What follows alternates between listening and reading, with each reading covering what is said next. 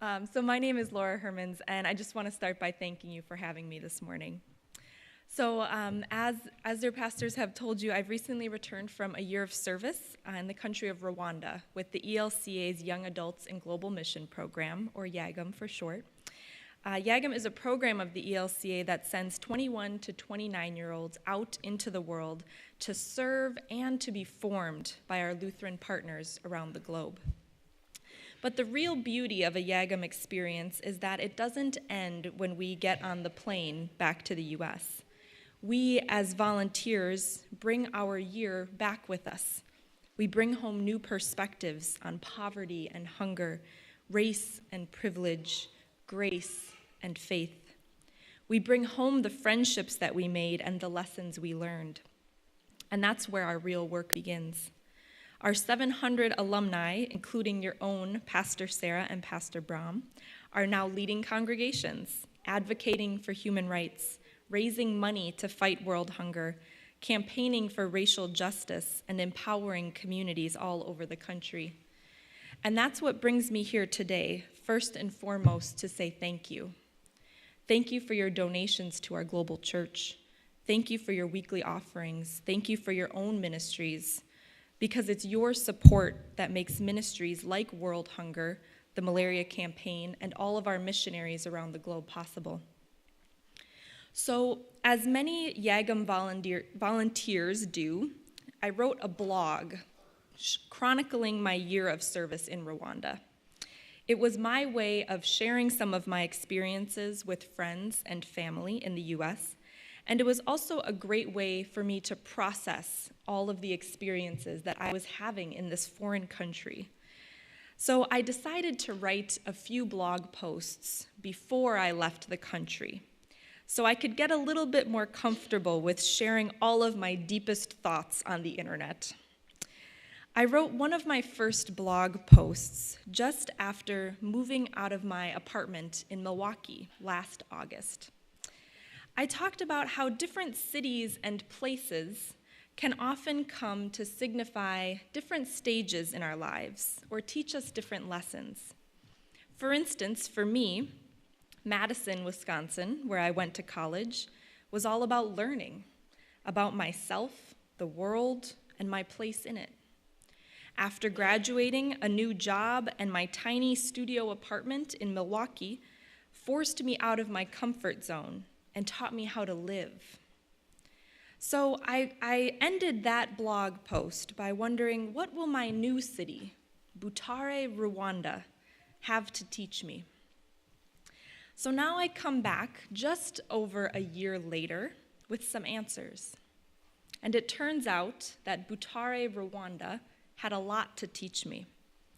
Some very important things, like how to teach English grammar on a Saturday night during a thunderstorm with no power, how to cut tropical fruit without a cutting board, how to hail a motorcycle taxi, and how to carefully slip under a mosquito net without letting any bugs in.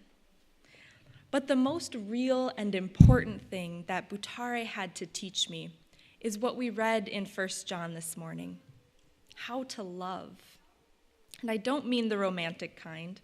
I'm talking about the love that God has for each of us and the love he wants us to have for each other.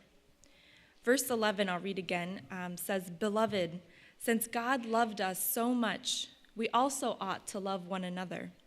No one has ever seen God. If we love one another, God lives in us, and his love is perfected in us." I fell in love with Butare, Rwanda. But the thing is, it wasn't easy. And I would argue that love rarely is. Butare taught me that real love starts with a conscious decision. It's followed by action. It's received as much as it is given. And it requires us to stay open and vulnerable, even if it means getting hurt. So I learned my first lesson about love just by living in Rwanda every day. You may or may not remember that in the spring of 1994, Rwanda was the site of a horrific genocide. one group of people tried to systematically eliminate the other group of people.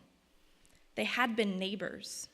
They spoke the same language and worshiped in the same Christian churches.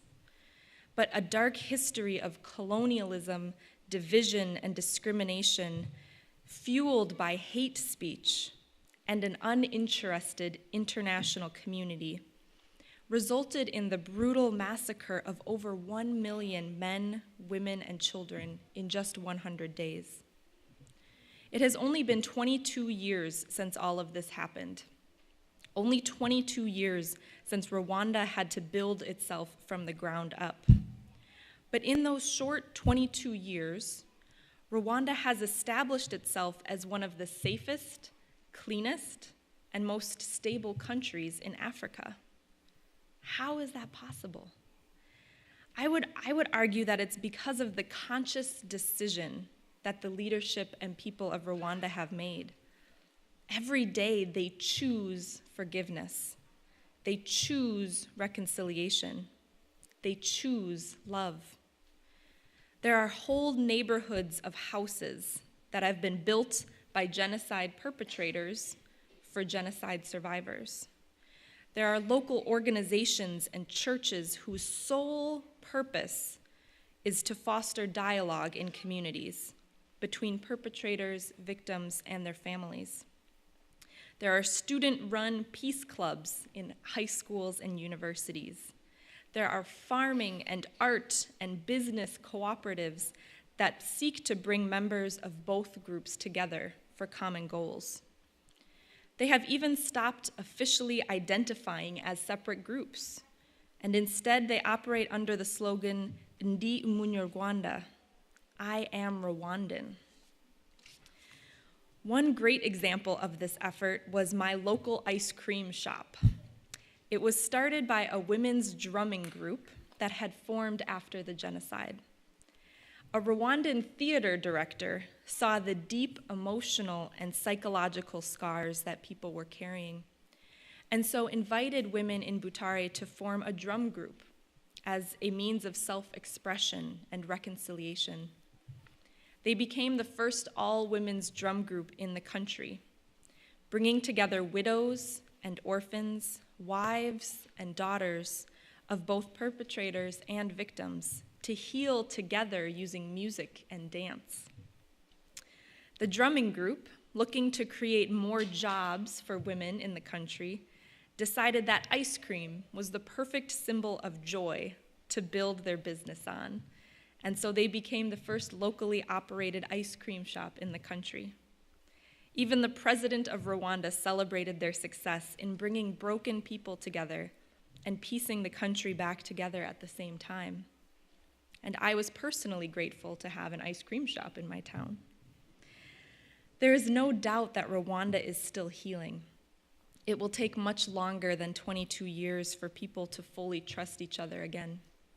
But I was privileged to witness the sheer determination with which people were trying to love their country back into being.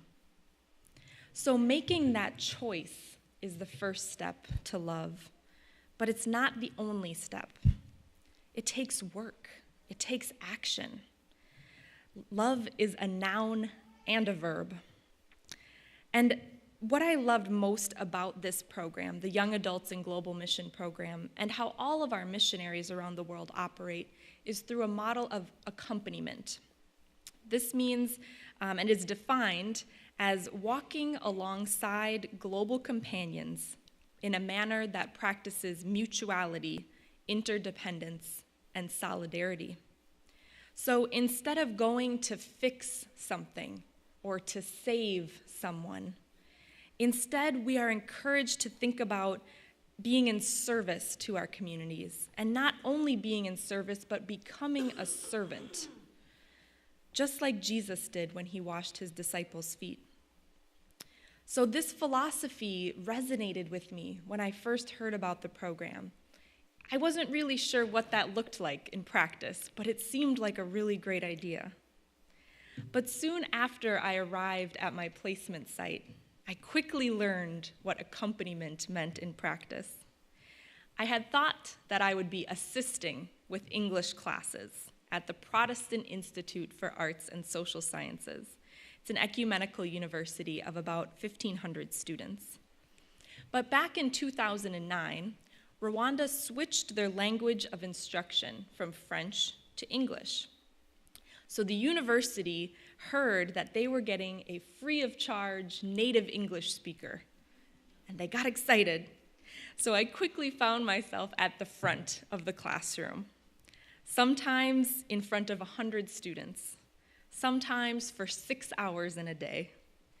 And those were the days when I reached back to that model of accompaniment, and I would find myself repeating, "I am a servant, I am a servant, I am a servant." But on those days, I would also try to take a minute and look around at my class.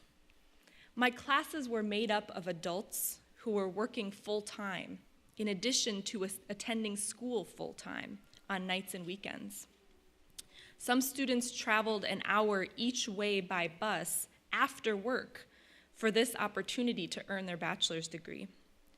Some students' entire elementary, middle, and high school education had been taught in French, but now they were required to complete their university curriculum in English. All of my students were studying things like education, peace building, theology, and community development. So on those really hard days, I looked at my students as examples of love in action. They were showing up every day. They were stretching themselves farther than I can imagine out of love for themselves, their families, and their country. And those thoughts, along with lots of strong Rwandan coffee, got me out of bed each day to show up too, and to put my love and respect for them into action through my teaching. But maybe the hardest thing that Rwanda taught me about love was how to receive it.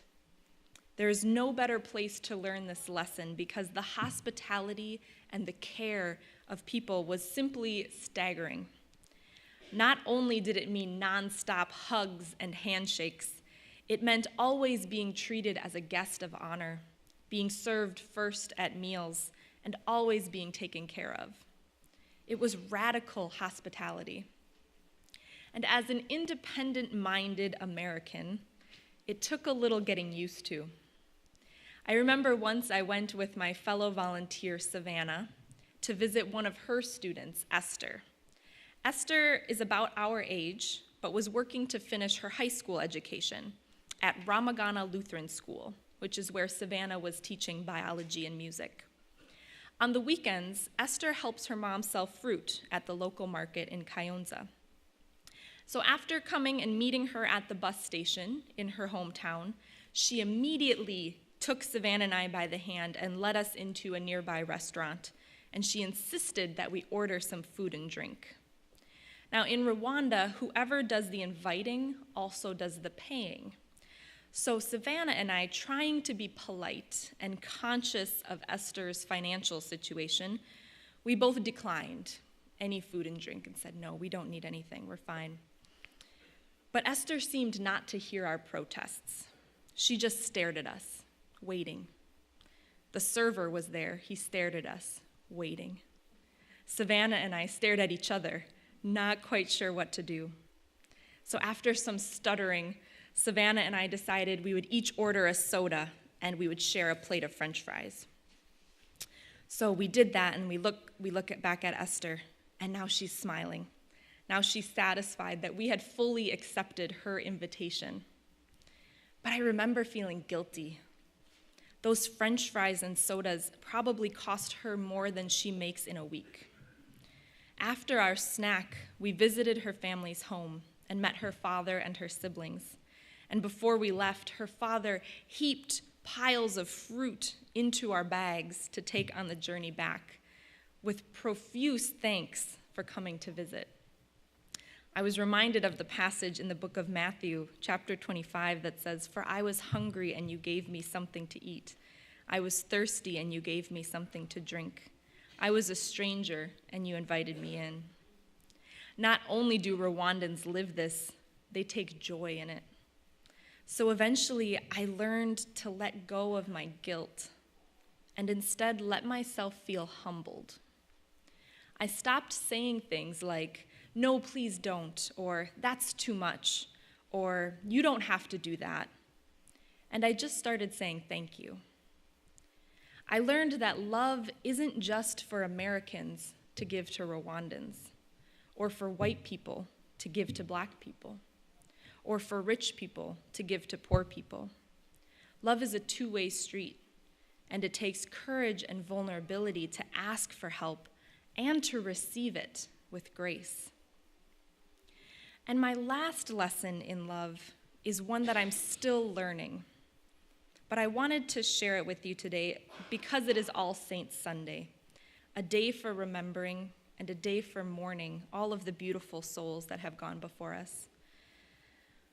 Rwanda is still helping me to realize the truth that love leaves us vulnerable to being hurt. Leaving Rwanda was really hard for me.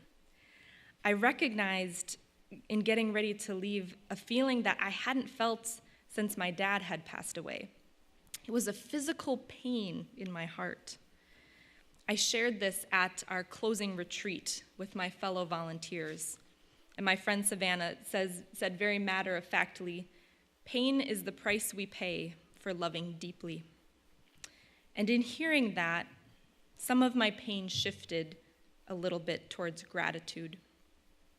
Gratitude, thinking back about my father who had passed away, gratitude for his life instead of mourning what I had not had with him.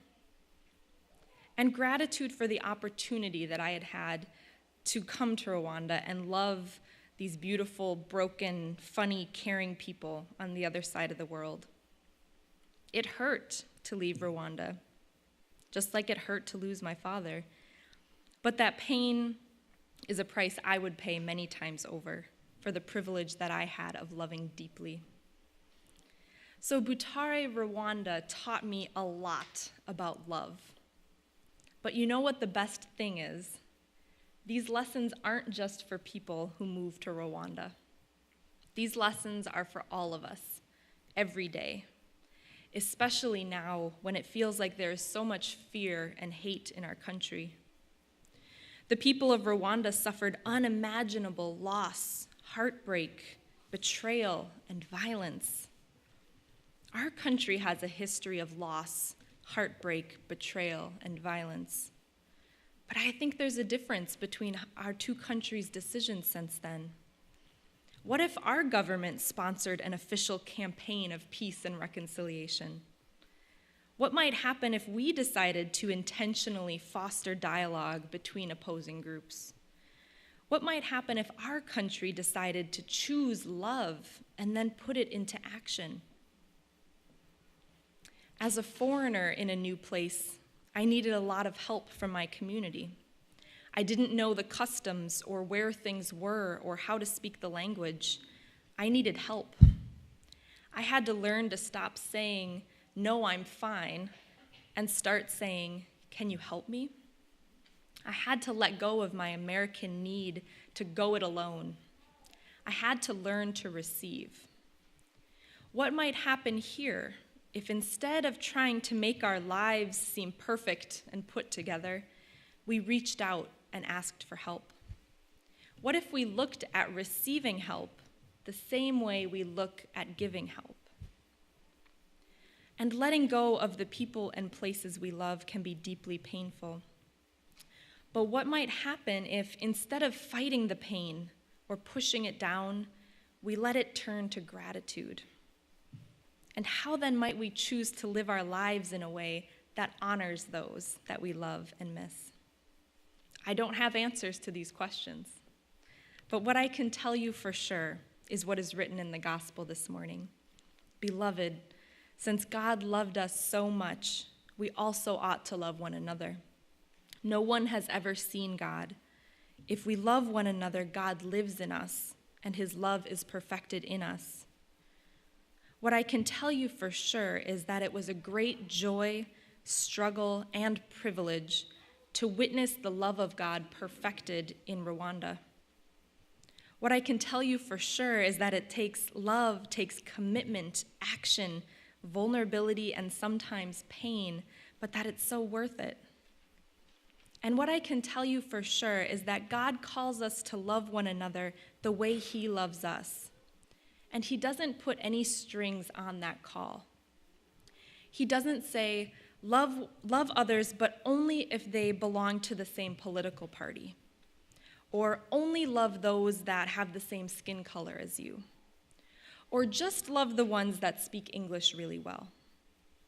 God loved us so much, we also ought to love one another.